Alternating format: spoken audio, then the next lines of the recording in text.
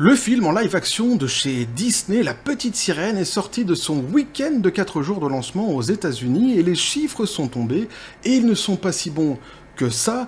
Le film n'est même pas certain d'atteindre un jour son seuil de rentabilité. On voit ça ensemble.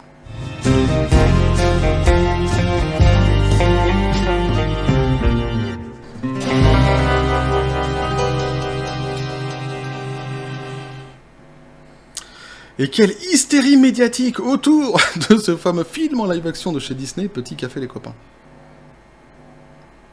Le traitement de la presse mainstream dernièrement sur ces derniers jours sur le film est tout à fait hallucinant. Moi, j'ai jamais vu ça. On a l'impression que se sont mariés entre-temps avec Disney, si on les écoute. Donc le film est un succès extraordinaire, et surtout aux États-Unis. Et oui, parce qu'à l'international, il ne fonctionne pas du tout, mais on va se rendre compte en réalité qu'en posant les chiffres sur la table, eh bien même ce super succès aux États-Unis n'est pas si flagrant que ça. On est plutôt même sur un trompe-l'œil.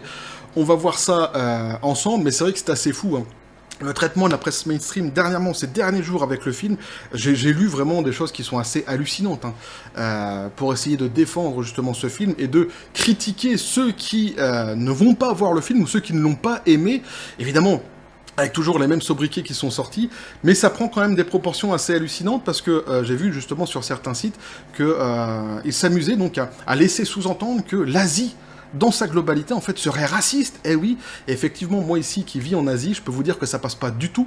Enfin bref, nous on va d'abord s'intéresser surtout aux chiffres pour voir si tout ce qui nous est dit était vrai et qu'est-ce qu'il en est réellement de ce fameux film en live-action de chez Disney. On va se rendre compte que l'avenir, en tous les cas, de son seuil de rentabilité n'est pas du tout certain pour le film, et que si il ne l'atteigne pas, eh bien, on sera face au plus grand flop de toute l'histoire des remakes de films en live-action de chez Disney. Et oui, on ira voir donc aussi à côté une analyse qui a été faite par certaines personnes que je trouve assez intéressante, mais tout de suite, on va s'intéresser aux chiffres. Et pour bien comprendre ce qui va être dit ici, il faut savoir que d'abord, il y a eu des projections qui ont été faites pour ce qu'ils appellent le week-end d'ouverture, hein. Ici, on était sur un week-end de 4 jours, mais le week-end d'ouverture, lui, est sur les 3 premiers jours. Et puis, vous aviez après donc des projections qui avaient été faites pour l'ensemble du week-end des 4 jours. Donc, d'abord, on va s'intéresser à quelles projections étaient faites pour le film, pour ce fameux week-end d'ouverture, dont les médias, en règle générale, nous ont vanté le succès du film. Qu'est-ce qu'il en est réellement? On nous dit donc que les projections indiquaient que le film rapporterait 100 millions de dollars américains dans 4300 cinémas à travers l'Amérique du Nord au cours de ces 3 premiers jours. Ça, c'était pour l'estimation la plus basse qui avait été faite. L'estimation la plus haute que j'ai trouvée sur le week-end des 3 premiers jours était ici donc de 110 millions de dollars au box-office national au cours du week-end d'ouverture. Donc si on rationalise ces deux chiffres et qu'on en fait une petite moyenne sympathique, on se dit que le film aurait dû atteindre sur le week-end des 3 premiers jours, eh bien au moins 105 millions de dollars. Allez, soyons fous, 100 millions, mais pour le mieux, 105 millions de dollars. Et c'est la chanson que nous ont chanté tous les médias en nous disant « Ah, le film est extraordinaire, il est en train de battre tous les records, etc. » Et en réalité, les chiffres des 3 premiers jours du film, tic tic tic, ils sont ici. La Petite Sirène a rapporté un total de 95,4 millions de dollars lors de son week-end d'ouverture de 3 jours.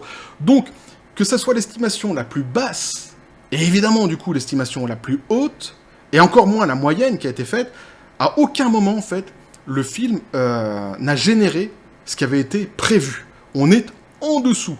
Et c'est quand même fou de voir justement donc tous les médias qui, en règle générale, lorsqu'un film sort et qu'il y a des prévisions qui sont faites sur ce qu'il pourrait engranger au box-office, si les prévisions ne sont pas atteintes, en général, les médias le disent, quoi. Tout simplement.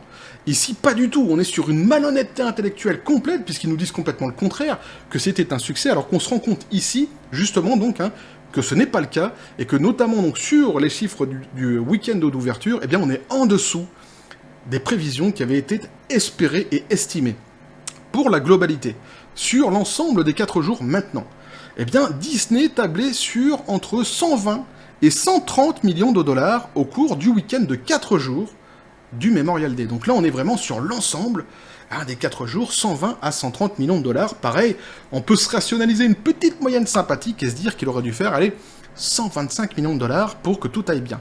Eh bien, on se rend compte que à la fin de ce fameux week-end de 4 jours, eh bien là aussi, on est en dessous des prévisions, puisque le film a rapporté 117,5 millions de dollars sur les 4 jours en tout. Vous voyez, donc, dans les deux cas, que ce soit les premières prévisions qui avaient été faites sur le week-end d'ouverture de 3 jours, comme sur la globalité du week-end de 4 jours, dans les deux cas, le film est en dessous de ce qui avait été espéré, de ce qui avait été prévu.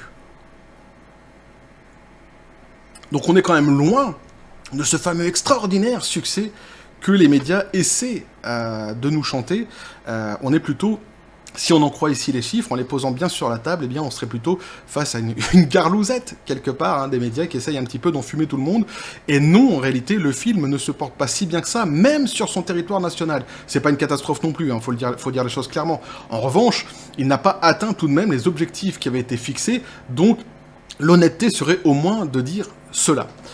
Donc, une autre chose aussi qui est assez intéressante à savoir, avant qu'on attaque un petit peu plus en détail le nœud du problème pour l'avenir de ce fameux film, concernant en tous les cas son seuil de rentabilité possible qu'il pourrait ou non avoir un jour, une autre chose qui est intéressante à savoir, donc, c'est que donc, le film a coûté non pas 200 millions, comme souvent on peut le lire dans beaucoup d'articles, mais en réalité il a coûté 250 millions de dollars de budget hors promotion. Hors promotion. Et oui. Et c'est très important parce que si on s'intéresse uniquement à son budget de production, il était de 250 millions de dollars. Ce qui nous fait une projection pour un seuil de rentabilité aux alentours de entre 650, on va dire, et 750 millions de dollars. Déjà, on peut se rendre compte qu'effectivement, avec ce qu'il rapporte actuellement, c'est pas joyeux, c'est pas vraiment gagné. Mais surtout, eux, ils nous disent hors promotion. Nous, si on s'intéresse qu'à la production, c'est bien.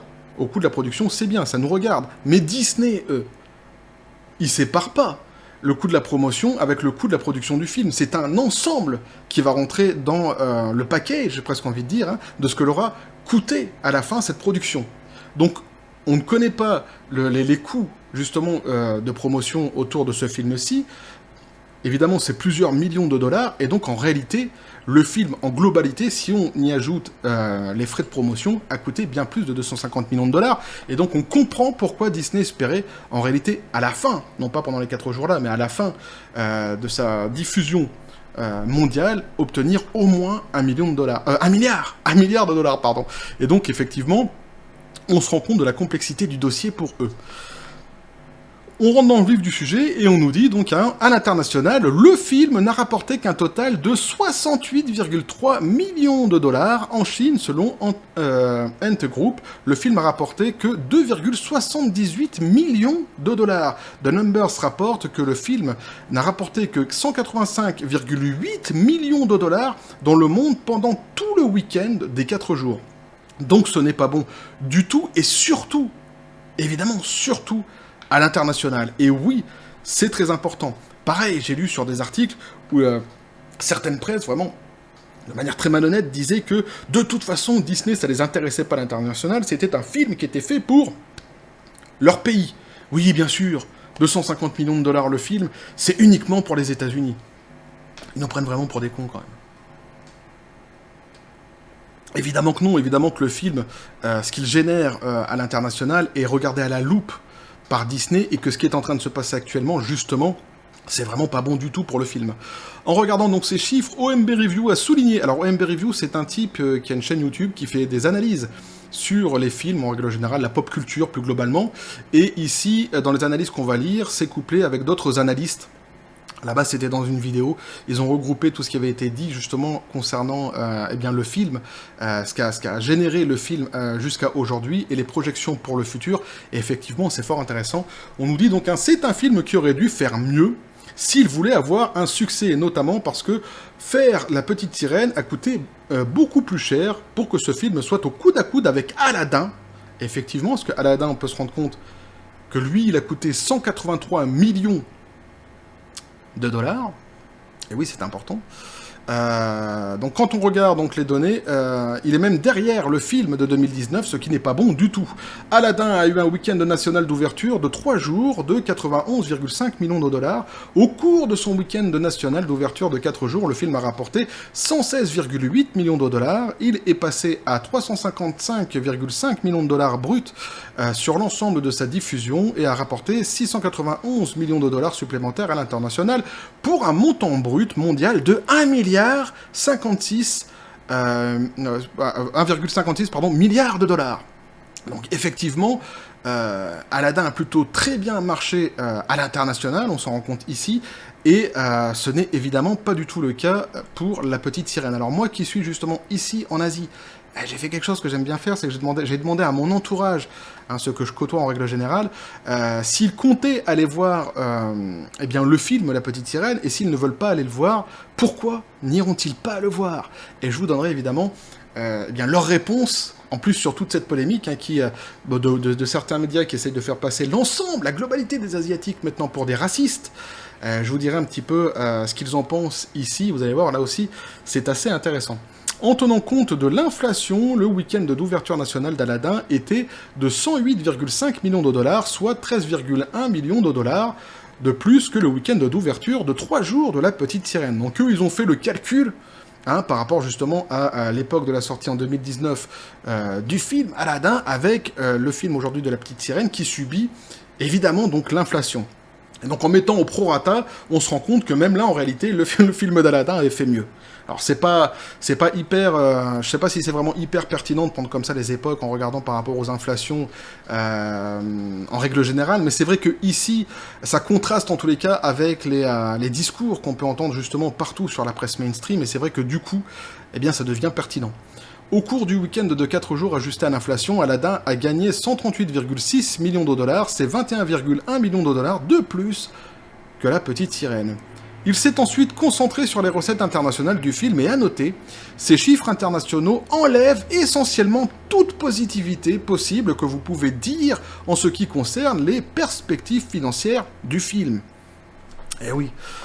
OMB Review a expliqué, avec un démarrage de 68,3 millions de dollars, il ne reste que le Japon. Et oui, le Japon a fourni environ 100 millions de dollars à Aladdin en 2019. Actuellement, les marchés asiatiques ne fonctionnent pas bien, le film ne tourne pas bien.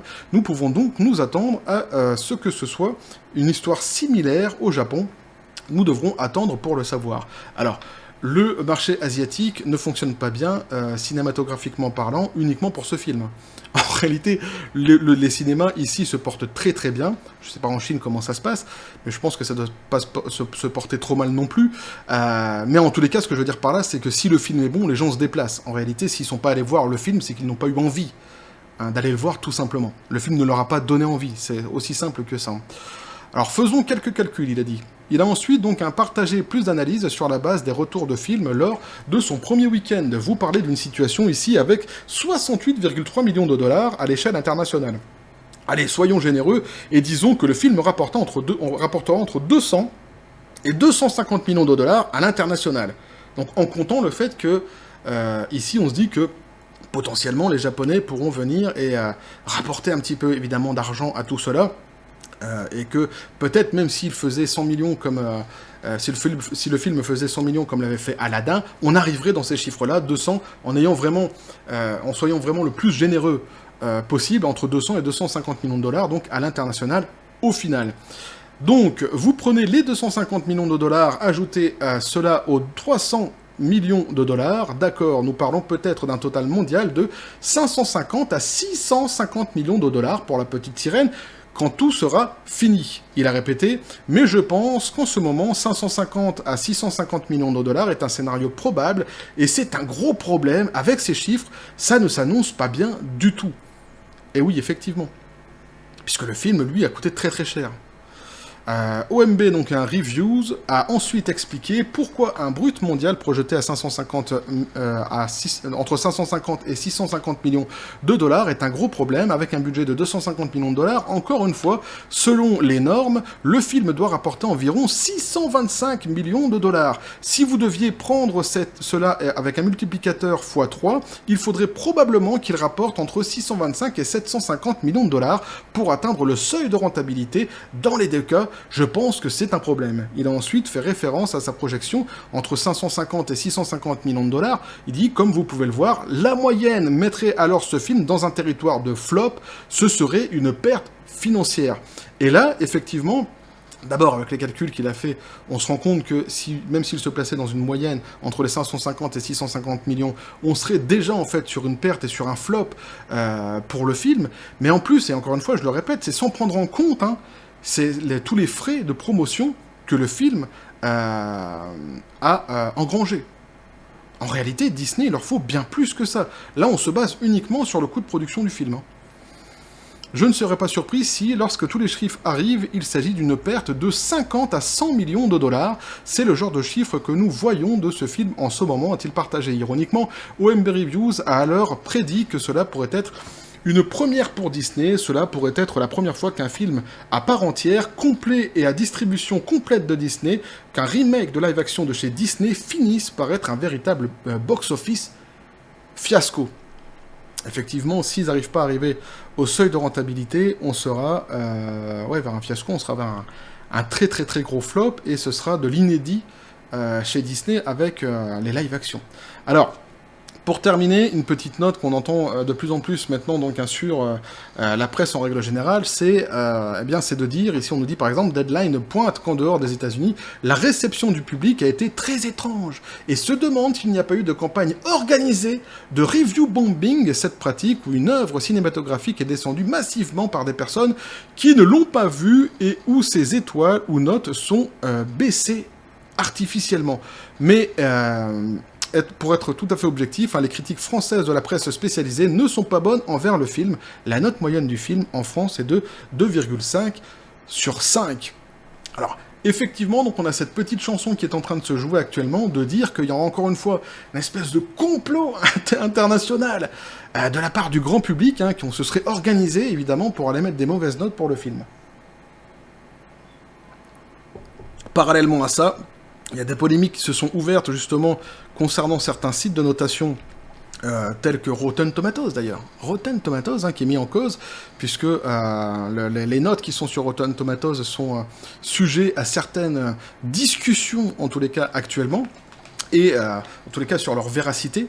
Et vous avez après aussi certaines polémiques qui sont nées notamment avec Allociné, qui, eux, ont tout de suite balancé un espèce de message pour expliquer qu'en fait, les gens faisaient du review bombing contre ce film et qu'il fallait mieux aller voir le film. Ils nous invitaient donc à aller voir le film.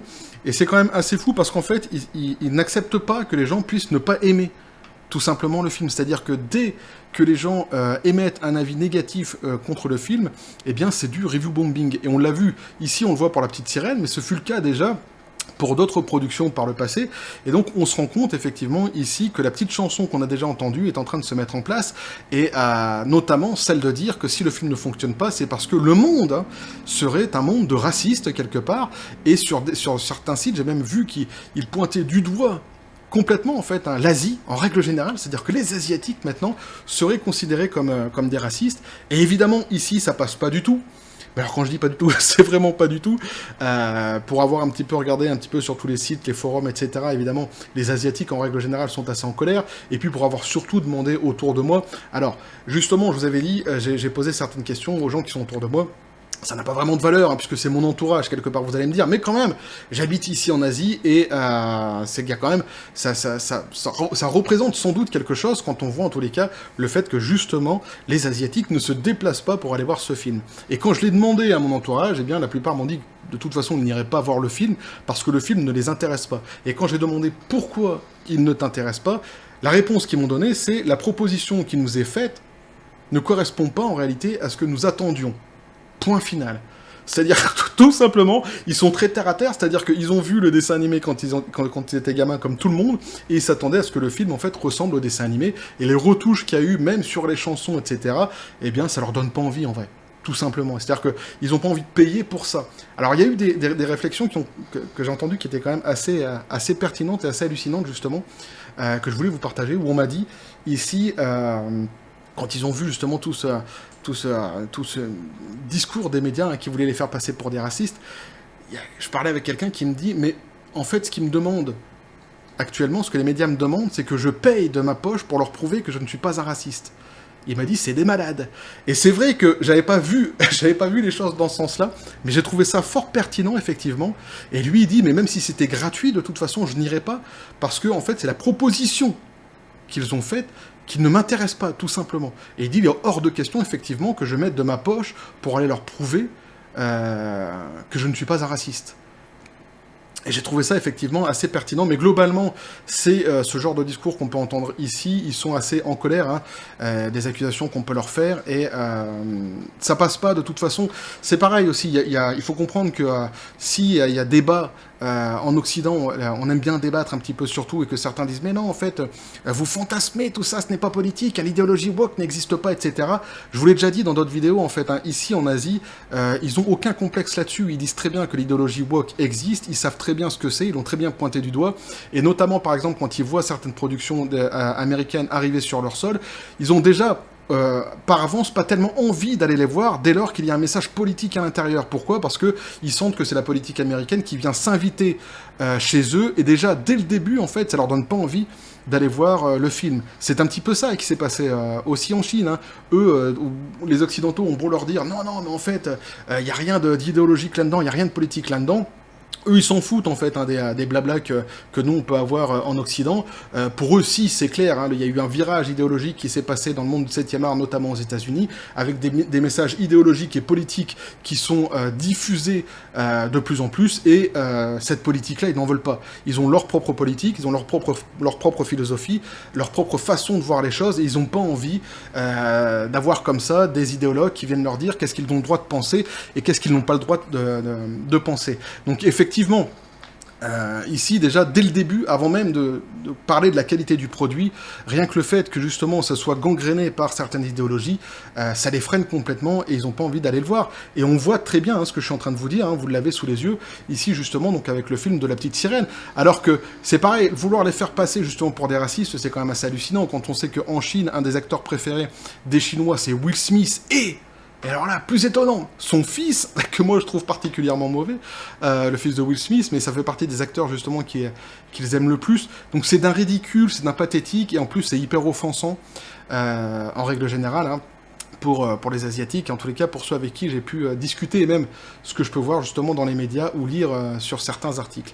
Donc voilà, en tous les cas, pour ce qui est de la polémique qu'on pouvait entendre actuellement sur ces fameux méchants asiatiques qui ne vont pas voir le film et qui seraient responsables de la déconfiture globale du film. Alors, faut savoir qu'en plus le film n'a pas fonctionné non plus, je crois, en France, il me semble en Allemagne aussi, c'est pas top, donc il n'y a pas que la Chine en réalité, il y a quand même pas mal de pays, je crois que là où il a fonctionné le mieux c'est en Angleterre, en Italie, jusqu'ici me semble-t-il, mais on n'est pas non plus sur des gros scores, puisqu'on a vu que le chiffre à l'international est quand même assez médiocre, et là on va arriver sur la fin de la vidéo, sur la fin de mon analyse là-dessus. Effectivement, si le film continue sur sa lancée, avec les chiffres qui sont actuellement donnés, eh bien, à mon avis, le seuil de rentabilité risque d'être très compliqué à atteindre, et on s'annoncerait plutôt vers sans doute un des plus gros flops, le plus gros flop, pour un film en live action, un remake en live action de chez Disney. Voilà. Et deuxième chose, on a pu voir justement cette espèce de manipulation comme ça de la presse mainstream avec des chiffres qui sont donnés pour nous faire croire que le film a été un succès extraordinaire aux États-Unis, et sans qu'en fait il soit une catastrophe, eh bien on se rend compte qu'en réalité c'était faux, et que même les chiffres qui sont sortis étaient en dessous de toute prévision qui avait été faite. On est bien loin en tous les cas des entre 120 et 130 millions de dollars enfin bien loin, non on n'est pas si loin que ça, mais on est en tous les cas en dessous tout de même des prévisions que Disney s'était fait pour ce film-ci, et ça ne sauvera pas de toute façon les meubles par rapport à ce qui se passe à l'international. En revanche, comme je dis toujours, on a le droit d'avoir aimé ou non le film, il n'y a aucun jugement de valeur là-dessus. Moi, à la base, le film, je m'en bats les Pokéballs, mais de façon sévère, complètement. Façon Master Ball, même, j'ai presque envie de dire. Mais bon, c'est un sujet qui m'intéresse, qu'on suit ici sur la chaîne, et c'est toujours intéressant de voir, justement, comme ça, quand il y a des films qui sortent, et qui sont empreints d'une certaine idéologie, de voir comment la presse mainstream, à chaque fois, réagit lorsque ces films ne fonctionnent pas si bien. Finalement, ils ont envie d'un discours vraiment, quelque part presque romantique autour du film, en nous faisant croire que le film est un succès époustouflant, et quand on va un petit peu dans les chiffres, eh ben, on se rend compte qu'en réalité, comme toujours, hein, c'est pas tout à fait le cas. La réalité est un petit peu plus cruelle que ça. Bref, voilà ce que je pouvais vous dire là-dessus les copains, n'hésitez pas à me dire ce que vous en pensez dans les commentaires, à vous abonner si le contenu vous a plu, activez la petite cloche pour les prochaines notifications, les prochaines vidéos qui vont arriver, balancez un like, à partager la vidéo, vous avez mon Twitter et mon Facebook qui sont dans la description des vidéos, n'hésitez pas à venir et à basculer du côté de la force absurde des réseaux sociaux. Sur ce les copains, je vous dis comme toujours, à la John Spartan, paix et félicité, et évidemment, qu'on va continuer à suivre, que je vais continuer à suivre en tous les cas l'histoire de ce film pour voir si un jour il finit par arriver à son seuil tant espéré de rentabilité, mais ça s'annonce quand même vraiment pas bon du tout, en croire en tous les cas aux chiffres à l'international. Bref, et que la force soit avec vous.